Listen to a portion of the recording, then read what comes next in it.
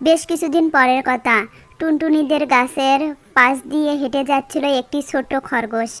নাম তার ফুর্তি। সে একটি নতুন গর্ত খুঁজছিল। হঠাৎ একটা বিরাট আকারের খোকরা সাপ মাটি থেকে ফনা তুলে ফুর্তির ওপর আক্রমণ করতে উদ্যত হলো।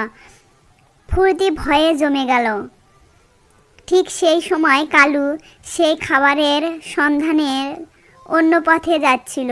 দূর থেকে দৃশ্যটি দেখতে পেল। শিকারের নেশা না থাকলেও একটা নিরীহ প্রাণীকে এভাবে বিপদে পড়তে দেখে তার মন কেঁপে উঠল। সে ভুলে গেল তার ব্যথা, তার পুরনো অভ্যাস। ও মা গো, বাঁচাও! কে কোথায় আছো? আমাকে বাঁচাও! আজ তোর শেষ দিন ছোট খরগোশ। কেউ তোকে বাঁচাতে আসবে না। খবরদার, দাঁড়াও। কালু মুহূর্তের মধ্যে নিজের সর্বশক্তি দিয়ে সাপের দিকে লাফিয়ে পড়ল। সে সাপের লেজ লক্ষ্য করে এক থাবা মারল, যা সাপের মেরুদণ্ড গিয়ে আঘাত করল। আহ! কে কে তুমি? এ কি? কে তুমি?